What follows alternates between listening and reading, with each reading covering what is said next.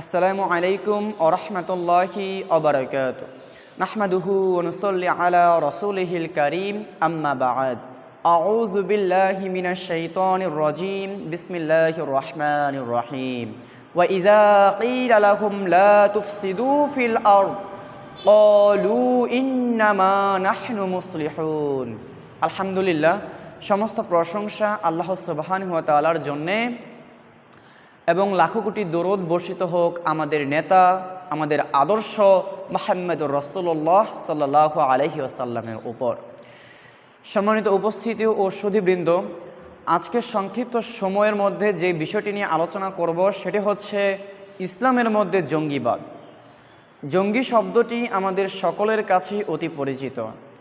জঙ্গি মানে হলো যারা অন্যায়ভাবে কারো উপর ঝাঁপিয়ে পড়ে, জনজীবনকে বিষিয়ে তোলে, যারা রাষ্ট্রবিরোধী কর্মকাণ্ডে লিপ্ত হয়, যাদেরকে সবাই বিপজ্জনক বলে মনে করে।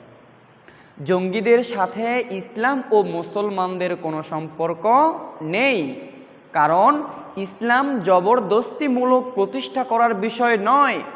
রাসূল সাল্লাল্লাহু আলাইহি ওয়াসাল্লাম বেঁচে থাকা অবস্থায় তিনি এমনটা করেননি এবং এটার শিক্ষাও আমাদেরকে দেননি। ইসলামী রাষ্ট্র প্রতিষ্ঠা করতে হলে মানুষকে ইসলামাইজ করেই ইসলামী রাষ্ট্র প্রতিষ্ঠা করতে হবে। কোনোভাবেই এই জমিনের মধ্যে দাঙ্গা হাঙ্গামা, ফিতনা, ফাসাদ, সন্ত্রাস, জঙ্গিবাদ, ধর্মীয় নির্যাতন ইত্যাদির আশ্রয় নেওয়া যাবে না। কেননা আল্লাহ সুবহানাহু ওয়া তাআলা সূরা বাকারার 192 নং আয়াতের মধ্যে বলছেন, আল ফিতনাতু আশাদ্দু মিনাল কতলি। ফিতনা হত্যা অপেক্ষা জঘন্য। শুধু তাই নয়, আল্লাহ তাআলা বলছেন, লা তুফসিদু ফিল আরদ, তোমরা জমিনের মধ্যে ফাসাদ সৃষ্টি করো না, বিপর্যয় সৃষ্টি করো না। কিন্তু আজ একদল মানুষ রয়েছে যারা নিজেকে মুসলিম দাবি করছে, প্রকৃতপক্ষে তারা আল্লাহর জমিনে সন্ত্রাস, জঙ্গিবাদ ও নিরীহ মানুষকে তারা হত্যা করছে।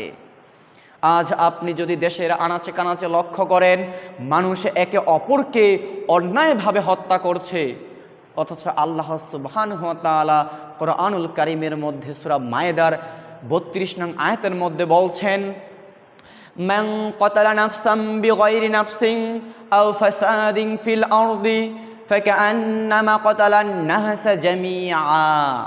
আল্লাহ সুবহানাহু ওয়া তাআলা বলছেন, কোনো মানুষ যদি অন্যায় ব্যতীত কাউকে হত্যা করে, সে যেন গোটা বিশ্বের মানুষকে সে হত্যা করল। নাউযুবিল্লাহ। আল্লাহ তাআলা বলছেন এ কথা। কিন্তু আজ আমাদের মধ্যে একদল মুসলিম রয়েছে, নিজেকে মুসলিম দাবি করছে, প্রকৃতপক্ষে তারা এই জমিনের মধ্যে ফাসাদ সৃষ্টি করে চলছে। যে হত্যা করছে সে জানে না কি কারণে সে হত্যা করছে, আর যে হত্যার শিকার হচ্ছে সেও জানে না সে কি কারণে সে হত্যা হলো। অথচ রাসূল সাল্লাল্লাহু আলাইহি ওয়াসাল্লাম বলছেন, ওই ব্যক্তি ততক্ষণ পর্যন্ত মুমিন হতে পারবে না, ওই ব্যক্তি ততক্ষণ পর্যন্ত মুমিন হতে পারবে না যতক্ষণ না তার হাত ও মুখ থেকে অপর মুসলিম নিরাপদ।